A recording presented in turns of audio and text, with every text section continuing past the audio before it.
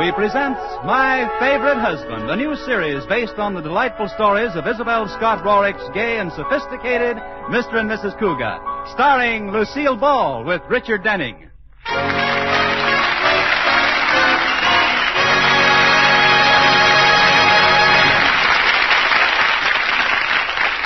10 years ago, Elizabeth Elliot decided to marry an eligible bachelor. So she picked handsome, man-about-town George Cougat. Because, as Liz put it... George was the most eligible bachelor eligible. Well, since their marriage, neither Liz nor George has said much about children. But then, children have never said much about them either. That's because they don't have any. Children, I mean. In fact, the only time it ever came up was when they returned from their honeymoon, and George was showing Liz around their new house. Wait a minute, George. What's this little bedroom here? Well, I kind of thought it would look cute and pink and blue with nursery rhymes on the walls. But we can fix it up temporarily as a maid's room. What do you mean, temporarily as a maid's room? Well, someday we may want a couple of little ones. You mean a couple of little maids instead of one big one?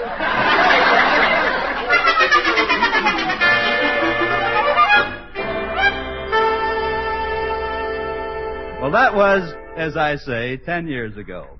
So today, Mr. and Mrs. Cougat are still just two people who live together and like it. Lucille Ball is Liz, with Richard Denning as George in My Favorite Husband.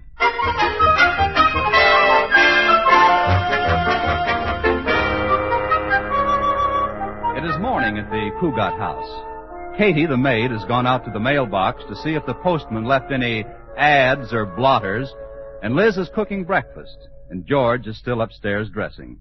Finally, Liz goes to the foot of the stairs and calls. George! Yes, darling? I've got your breakfast ready. The toast is burned just the way you like it.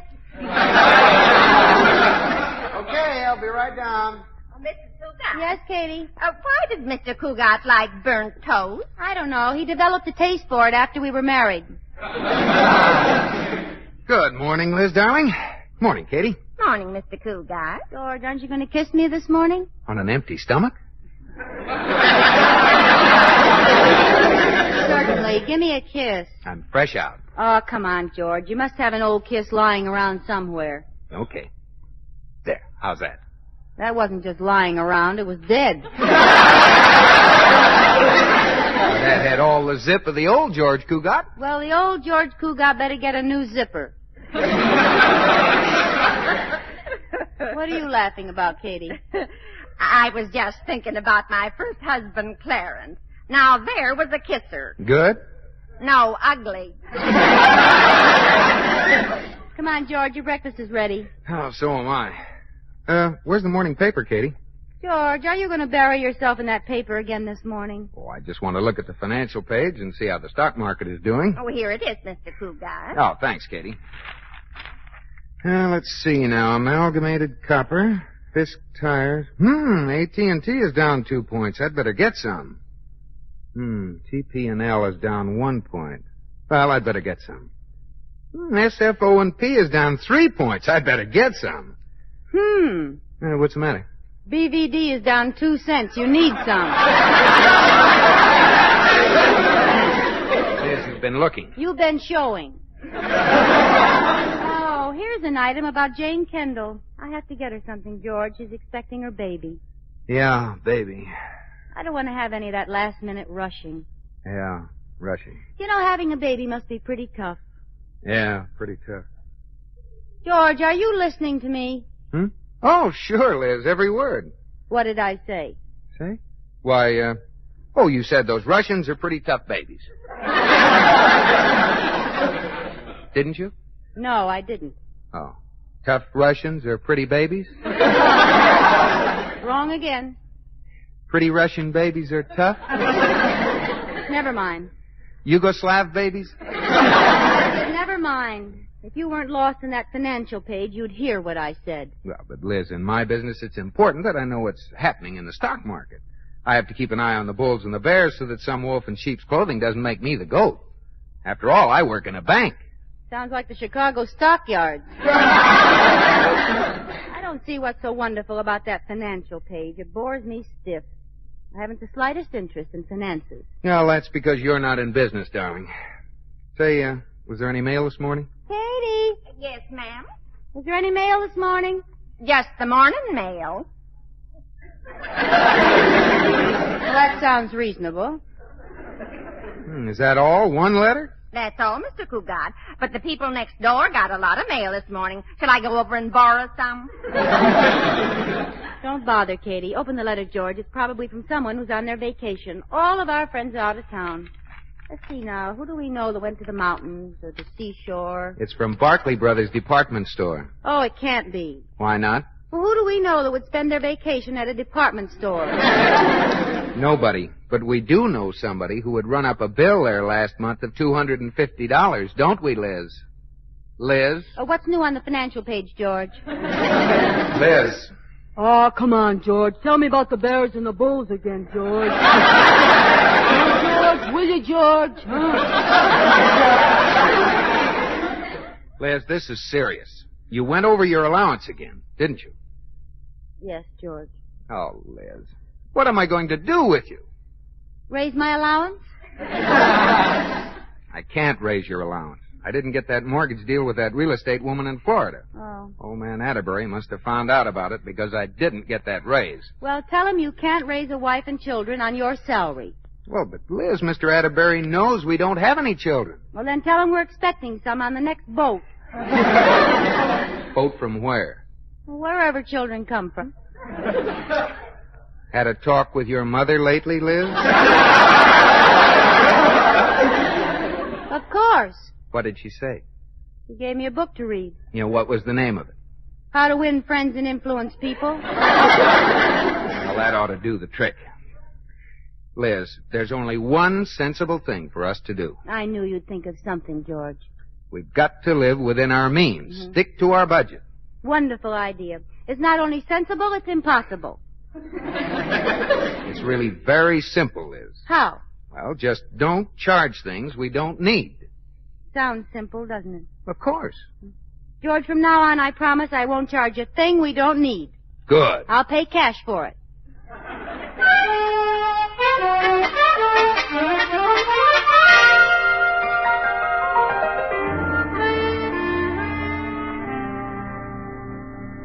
Why, Mrs. Cougat, I didn't know you could knit. Neither did I, Katie. How do you like it? Oh, it's adorable. What is it? Baby booties. They're for Mrs. Kendall. Do you think they'll fit her? Katie, Mrs. Kendall is going to have a baby. Oh, are you going to be there? No, she's just having the family and a few close doctors. Mrs. Cougat, wouldn't it be easier for you to buy Mrs. Kendall some baby booties instead of getting all tangled up in that yarn? Yes, Katie, but I'm trying to help Mr. Cougat save some money. And baby booties cost $5 a pair. But how much did all this yarn cost? $10, but that's for 5 balls.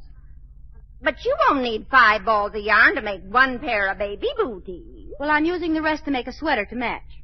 To match the booty? No, a sweater to match the skirt I picked up for $29.95. I think it's wonderful of you to help Mr. Cougat save that way.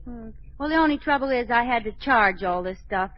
So I think it would be better if we just didn't say anything about it, Katie. I understand, Mrs. Cougat. He'll probably laugh when he finds out that I've learned to knit. Yes, but he'll stop when he finds out how much it costs. Oh, I better hide this knitting. Hey, anybody home? Oh, it's only Corey. Yes, mankind's gift to womankind. In the living room, Corey. Hi, Liz. It's Corey Cartwright, that gay dog. Throw him a bone, Katie. Oh, I'm not in the mood for jokes, Liz. I'll put your hat in the hall, Mr. Cartwright. What's the matter, Corey? I met the most beautiful girl at a beautiful party in a beautiful penthouse last night. Didn't you have fun? Yes, the beautiful girl and I spent a beautiful evening looking at the beautiful moon. Sounds beautiful. Not quite. Why? She had an ugly husband. What was his name? I don't know. He never did catch me. Corey, what makes you so fickle? Well, I'm not fickle, Liz. I just can't make up my mind. Well, sooner or later, the right girl will come along, and then you'll settle down, and she'll be knitting these. Liz, am I seeing things? Are you knitting baby things? Yes, baby booties. Liz, you mean you? Why didn't you tell me? Well, I didn't know you'd be that interested. Interested? Of course I'm interested. Congratulations. Well, thanks. Why, I had no idea. Neither did I. In fact, I was just telling Katie I didn't know I could do it myself. Of course you can, Liz. I think every married woman should. You do? Certainly.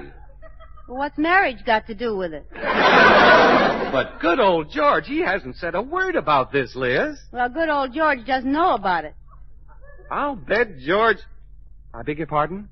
George doesn't know about it, and don't you tell him. But why? Shouldn't he know? No, Mr. Atterbury didn't give him his raise, and this wasn't on our budget, so I had to charge it. Time payments for everything these days. But really, Liz, don't you think you should tell him? No, he'd only worry about the budget. And besides, if George found out about this, he'd want me to take it back.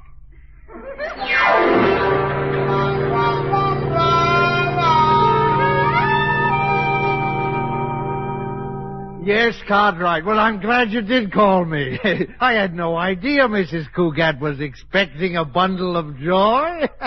No wonder he's been wanting a raise. Oh, yeah, sure, I agree with you. Yeah, I'll call him into my office right away. Thanks for calling, Cartwright. Goodbye. Well, so young Cougat's finally going to have an addition to the family, eh? Wonderful, wonderful. Miss Johnson, you come into my office.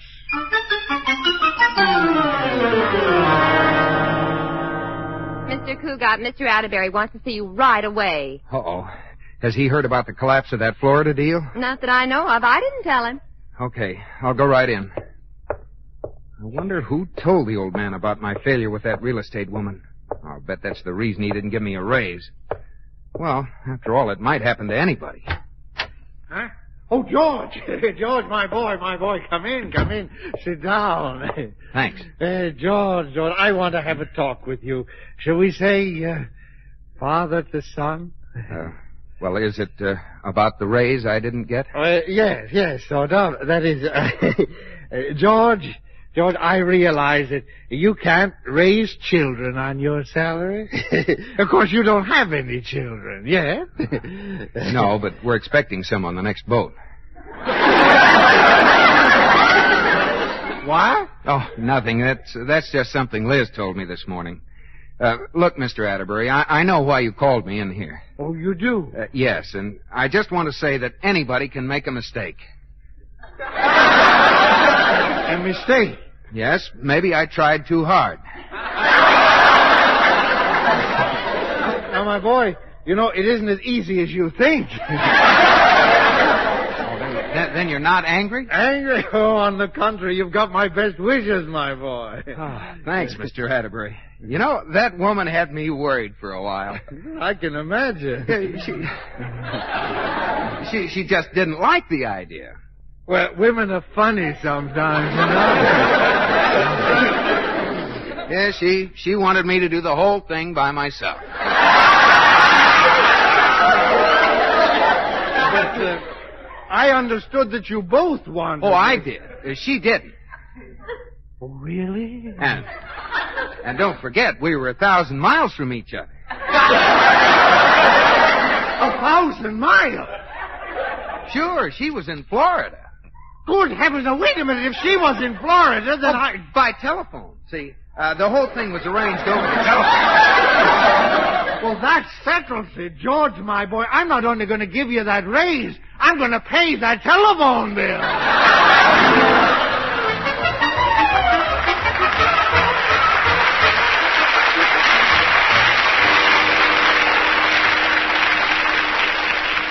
Hello, George.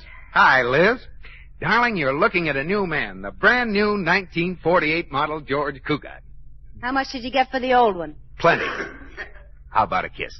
Aren't you afraid you'll dent your fenders? Come on, darling. How about a kiss for your hard-working husband? Nope, not in the mood. Since when? This morning. I'll bet I can make you kiss me. I'll bet you can. Okay. Well, don't let me convince you.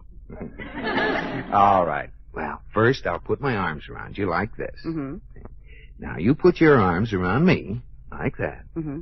Now, tilt your chin up. There. Now, when I say a word, You say the name of the first fruit you think of. Mm-hmm. Ready? Okay, but I won't kiss you. Candied. Orange. Baked. Apple. Stewed. Prunes.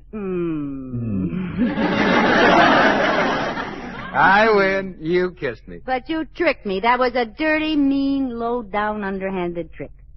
Trick me again, George. You might get to like it. George Cugat, there's only one word for a man like you. What is it? Prune.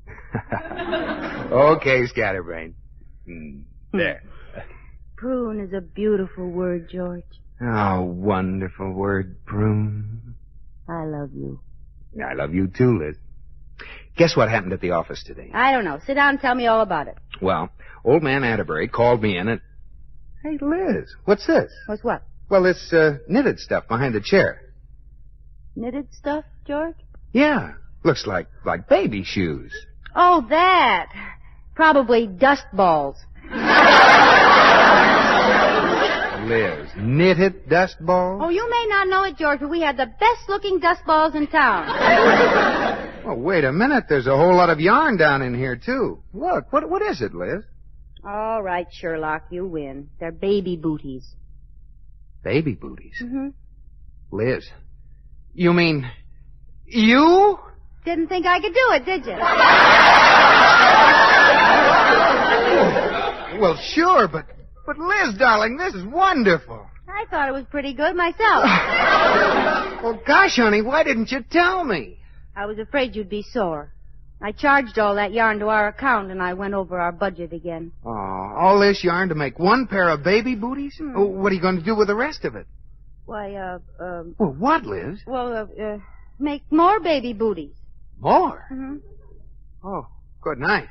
How many will you need? Well, you never can tell, George. It might be triplets. Triplets? Mm-hmm. Holy cats. I told old man Atterbury we were expecting some on the next boat. I didn't know the fleet was in. Katie, come quick. Mr. Cougat's fainted. Well, what happened, Mrs. Cougat? I don't know. He said something about the fleet's in, then he sank.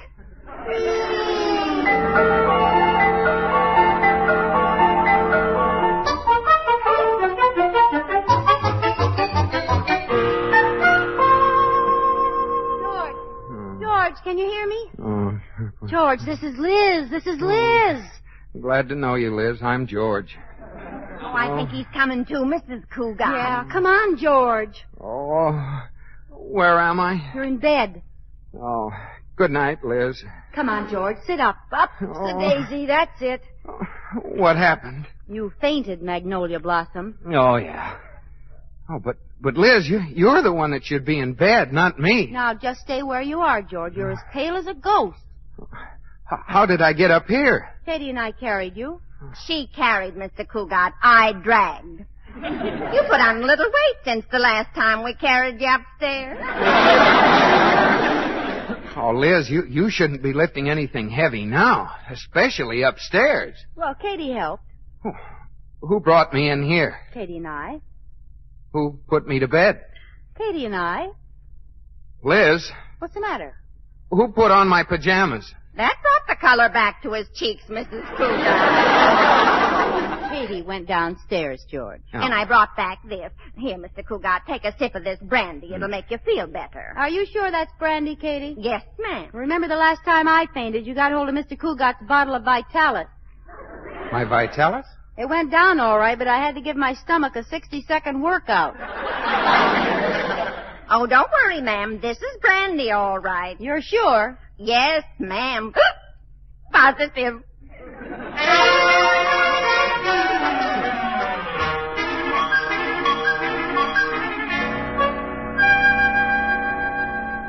Oh, darn it, Corey. I haven't been able to do any work all day. Look at the stuff piled up on my desk. So Liz finally told you about the baby, huh, George? Well, not exactly, but when I found those baby booties, she could hardly deny it.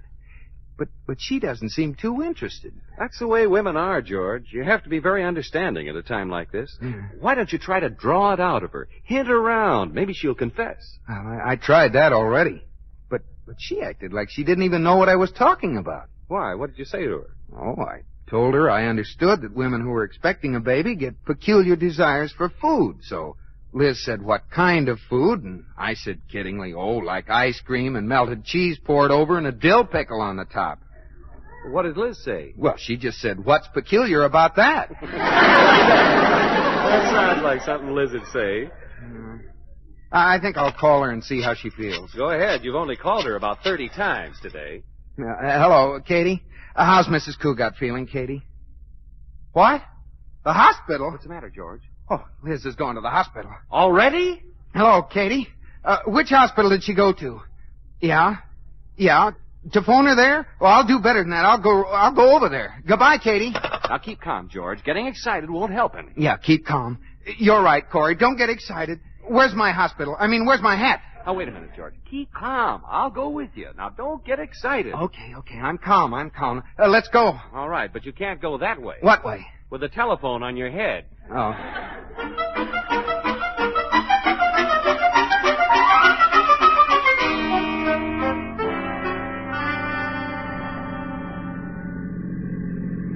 Thanks a million for coming to the hospital with me, Liz. It was wonderful of you. Well, you're welcome, Jane, honey. I'm only glad I could do something to help. You have.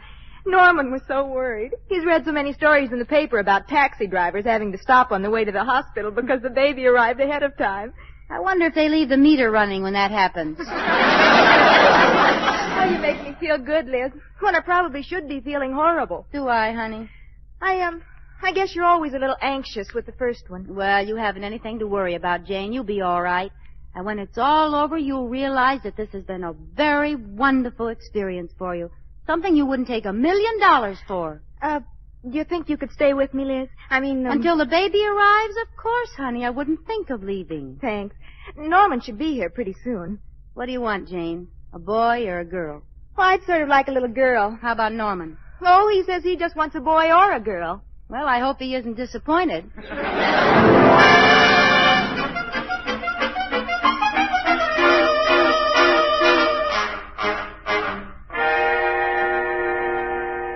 George, are you sure this is the right hospital? I don't know. Wait here, Corey. I'll ask that nurse at the desk. I beg your pardon, nurse. Yes? Do you have babies here? Yes.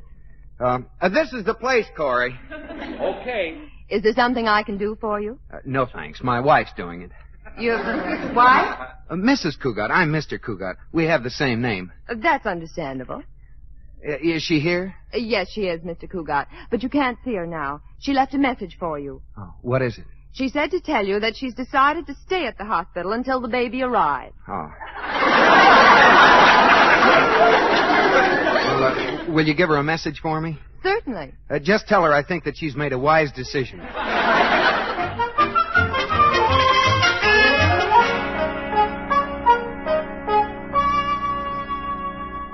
George, don't you think you should go home and wait until you hear from Liz like the nurse told you? Oh, of course, Corey, but I have to get this stuff before I go home. Well, isn't it a little premature? Of course not. I want to be ready. But look at all the stuff you bought already. Electric trains, baseball bat, drum and bugle, football helmet, boxing gloves.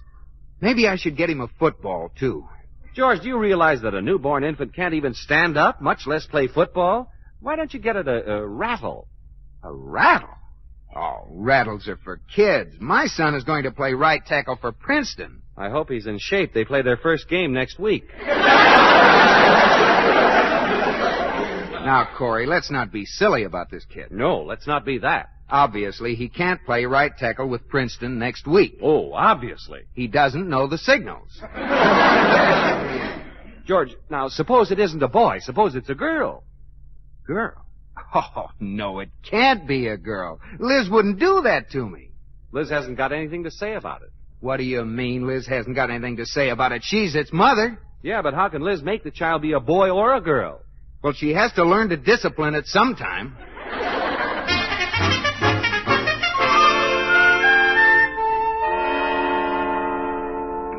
Hello, Katie. Oh, Mrs. Cougat, did Mrs. Kendall have her baby? Yes, she did. Is Mr. Cougat home? Yes, ma'am. He and Mr. Cartwright are in the study and acting mighty strange, if you ask me. Oh, really? I'll go in. Will dinner be ready soon? Yes, ma'am, in about a half hour. George! Oh, George! What in the name of... George! Look out, Corey. Here comes the eastbound express.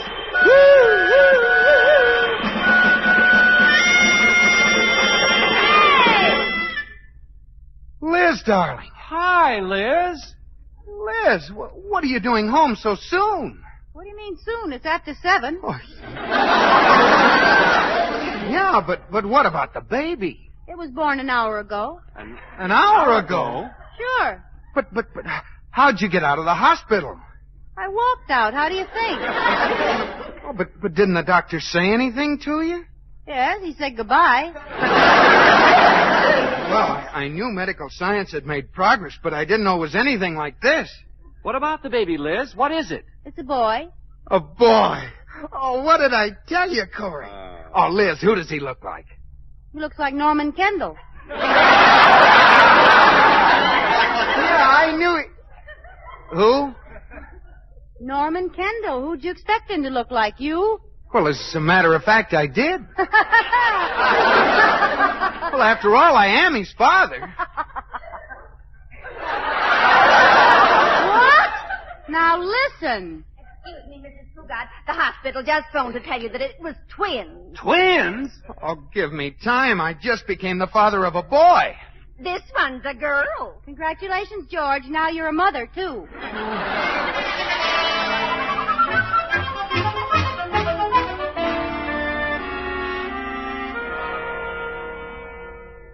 Oh, Liz, darling, why didn't you tell me Jane and Norman Kendall were expecting a baby? I told you the other morning at breakfast, but you were too busy reading the financial page. Oh. That reminds me. Where's the evening paper? I'm sitting on it. Sitting on it? Why? Because I want to tell you about Mitzi, and I don't want you to get me mixed up with Mitzi like you did with Jane. All right. What is it? Mrs. Jordan says Mitzi is expecting. Who's Mitzi? Her Cocker Spaniel.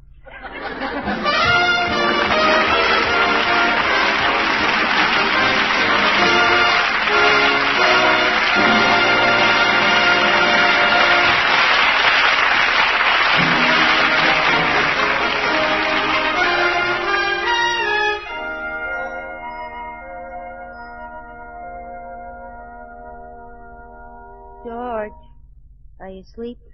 Not yet. Can I sit on the side of your bed? Sure. There. Isn't this cozy? Mm-hmm. George, your bed's higher than mine. Maybe it's because you're sitting on my stomach. Oh, I'm sorry, darling. Is that better? Much. George, Yes, Liz. I'll bet I can make you kiss me. I'll bet you can't. All right. First, I put my arms around you. Mm-mm. But I won't bite on this. I taught it to you. Now, tilt your chin up like this. Now, ready? Yeah. I'm ready, but I won't bite. Candied orange. Mm-mm. Baked apple. Mm-mm. Stewed, oh, darn, what is that other word? Oh, you mean prune? Liz, you tricked me. Good night, George.